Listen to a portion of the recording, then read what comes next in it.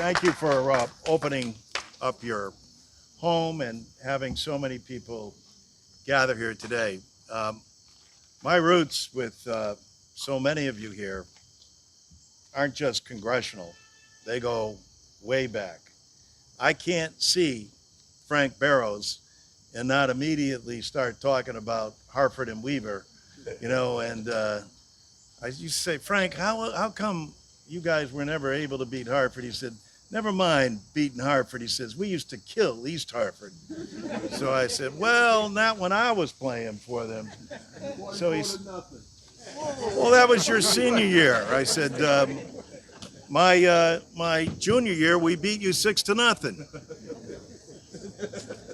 And but I also remember back then we have what we call the Capital District Conference. How many people remember that? Raise your hand, you guys, if you remember. That was the best conference in the entire state of Connecticut. And that's how we got to know so many people. People always say to me, how do you know Jewett Newkirk? Now, Steve will remember that name. I said, how do I know Jewett Newkirk? Because he played football and basketball for Weaver. And we went out there, a bunch of poor white kids from the projects playing against the Weaver Beavers. And we looked at Ben Matthews, Jewett Newkirk, and Wayne Jones and said, oh my God, how did they grow them this big over here in Hartford? But suffice it to say, and then, the other thing is, when we played Hartford Public, I said, we would have beat them except they had them triplet cheerleaders, It was unbelievable. And Denise Napier was one of the cheerleaders back then of Hartford Public High School. How many of you knew that? And Ellen Nurse was still yelling at everybody. It didn't matter what, she was making sure that you got your work done, etc. But the memories are precious, and they're important. When you come from humble beginnings, you get to identify with the people who are like you. And projects are projects. And frankly, the country needs more of them today. With the way housing is going and the issue of people being able to own their own home. Imagine a kid today getting out of college. That was the golden opportunity. It used to be after you got out of college, you had a job waiting for you. Today, you got a mountain of debt on your shoulders. And with AI and all this technology, there's no certainty or guarantee anymore like there was before. And so it's going to require people like Joe Suggs and others who just walked in the door to make sure that to make sure that we have programs that are out there that allow people to participate in the American dream. Now, I'm glad that Janice mentioned Social Security, because I'm on the Ways and Means Committee, and I chair, I'm currently what they call the ranking member because we're in the minority, but I have chaired and will chair Social Security in the future. And I want to just give you a few facts about that, and especially for women. Right now, the wealthiest nation in the world, Social Security is the #1 anti-poverty program for the elderly. It's the #1 anti-poverty program for children, and most people don't realize that. And until the child tax credit becomes permanent, that will remain the case. And when it does, Social Security will be #2. But it also is the program, and Steve knows this better than most as a Vietnam veteran, that takes care of more disability issues for veterans than does the VA. Roosevelt was a genius, and we have to build upon this. But imagine this, the last time Social Security was enhanced was 1971. Richard Nixon was president of the United States. Why is that bad? For a number of reasons, but let me point out the number one reason. There's over 5 million Americans, 5 million, who get below poverty level checks from Social Security currently. Why? Because Congress hasn't adjusted it since 1971. It's nothing the president can do or the Supreme Court is going to do. Now, of that 5 million people, most of those people are women. And the majority of those women are women of color. Americans should be outraged by this, that with our number one insurance program for the country, the wealthiest nation in the world, that 5 million of our fellow Americans get below poverty level checks because Congress hasn't acted, and it's clear as this beautiful day, it's women that are impacted the most. And so we need to change. For over 40% of all Americans, this is the only benefit they have. The only benefit that they have. So I love it when some people say, well, all he does is talk about Social Security. You bet I do. Because it impacts 70 million people currently and covers all 330 million fellow Americans who rely on Social Security. But it needs not only to be protected, it needs to be expanded so that people get the benefits that they deserve, benefits that they haven't received since 1971. Minimally across the board, an increase for everybody. But nobody should retire into poverty after having paid into the system.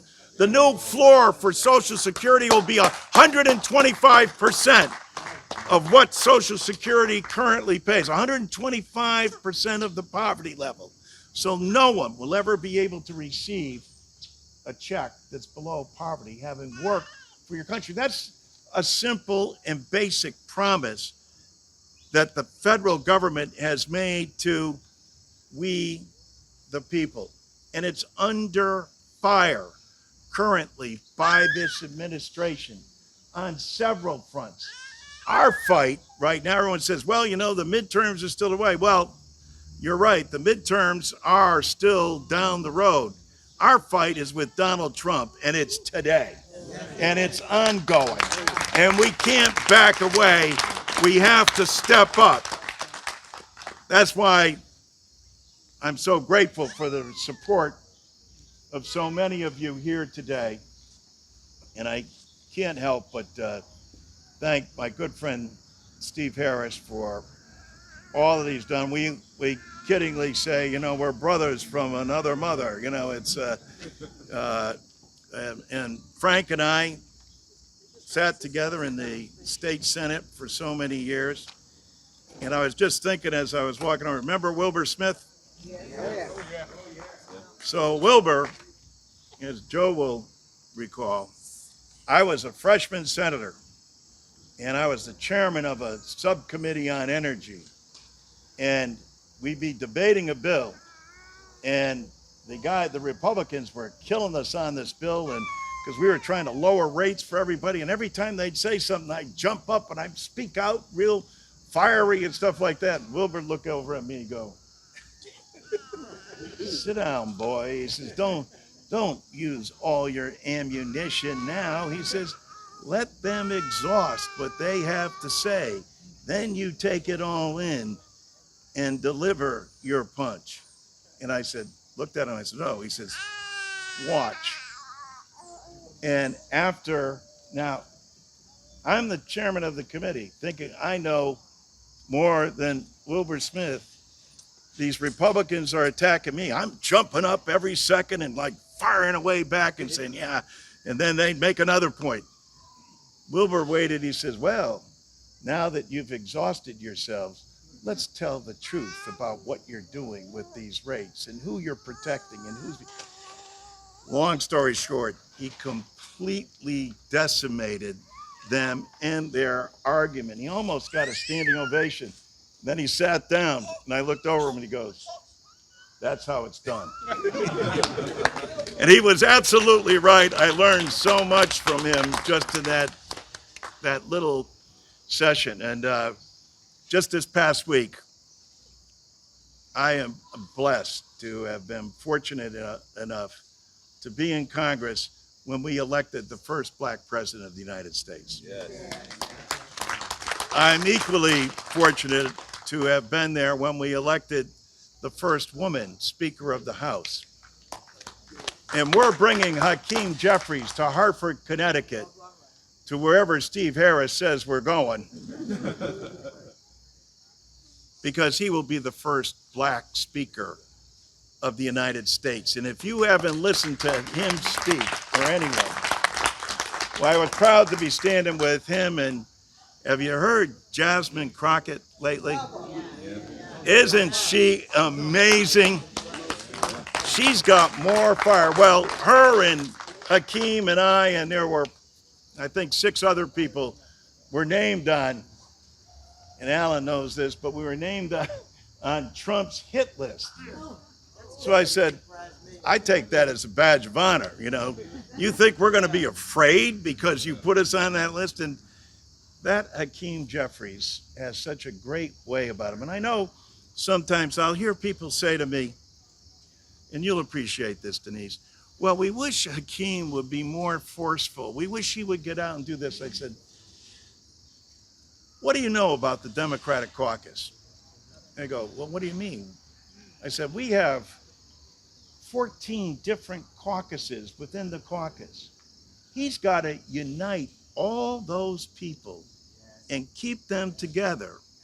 Because you know what happens? And all of you, I think, can sense and understand this. All the caucuses have 14 different ways of solving the problems. And when you're not united and have 14 different approaches, you're not going to solve the problem. He keeps everybody together. Did you see his speech on the House floor? He stood up for 8 hours and spoke. Now, everybody said, well, Cory Booker. I said, yeah, guess what? Hakeem Jeffries didn't have a note. He spoke from his heart. And not only from his heart, articulated. Where's the professor of English that I met before?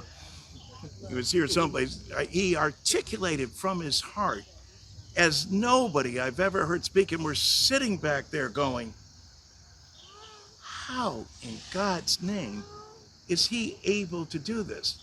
But that's the kind of talent that we have, and the individual that we have, who is going to not only bring the Democratic caucus together, but the American people as well.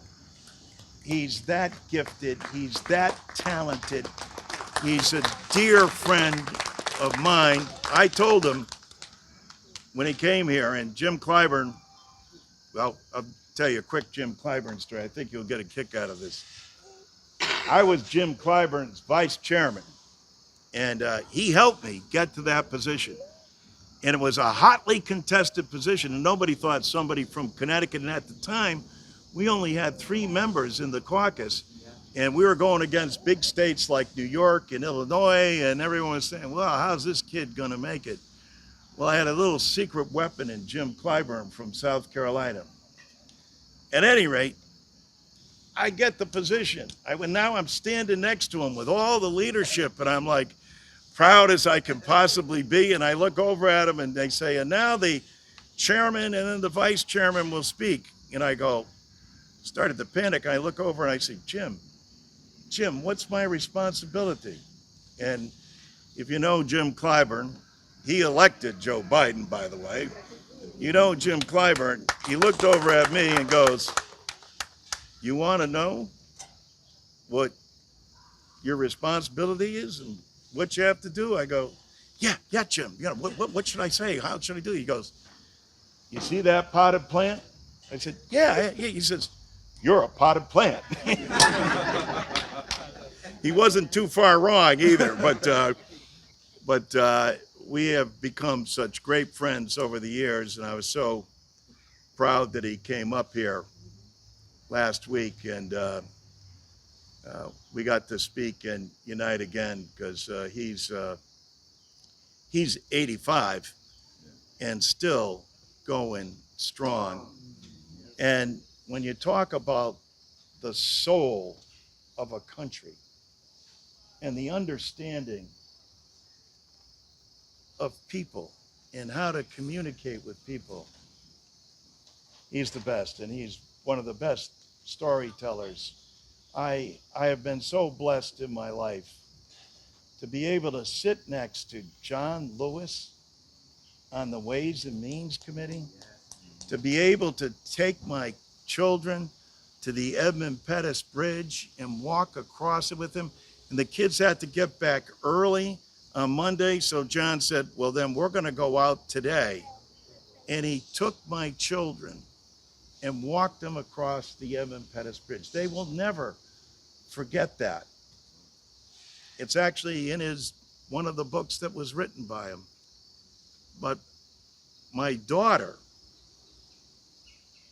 when she saw the films and she saw what happened to him, she was so shaken by it and upset, and she said, Mr. Lewis, she said, I have to ask you this. She said, it was so difficult and so tough.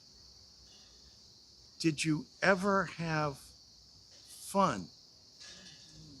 And John's probably had never been asked that. Sat back and he goes, well, you know, he said, that's a good question, Laura. He says, but the truth is, we did have fun. At night, we pitched tents, we had campfires, we sang and we danced. And then he reflected and he said, you ready for this? Where else would you have heard this? He goes, I can still see Andy Young in his coveralls doing the jitterbug. I mean, you know, I said, there'll never be a story like that again that a young child would hear and know and ask of this incredible leader. And together we were able to stage a sit-in on the floor of the House of Representatives. So when people talk about experience and what does it matter and the relationships and what you can deliver, it's about, yes, it's about those connections. Yes, we have a system of seniority, but it's about the people that you meet along the way so that you can deliver back home for the district that you represent. And whether it's Voices, whether it's Mothers United Against Violence, whether it's Hartford Communities That Care, I'm proud of the $1.25 billion that we've been able to bring back to the city. And that's no small amount of money. And everyone says, and why? Why? I said, because I was introduced to the people, and people have projects like the one you're currently trying to do, and say, they come to you with an idea. This is how legislation happens. And they say, hey, here's what our goal is. Here's what we'd like to do. Here's what we want to have happen for our community. And then you put it into legislation and get it done. And we have a great delegation in Connecticut. As Janice said, can you imagine? Rosa DeLauro will be the chair of appropriations. The first time in the history of the country, Connecticut has had the leader of appropriations. Joe Courtney will be chairing submarines and aircraft. You think that means a little to the state of Connecticut? Of course it does. And I'll be the chair of Social Security. That means something to over 300 million people. It also allows us to raise it. So thank you for coming out today and supporting me. I greatly appreciate it. Janice, I can see, is about to give me the hook, Frank. So, I wanted to just thank you again from the bottom of my heart. And, what she said is right. The money isn't important. This is an election about getting out the vote. I want you all to think about this.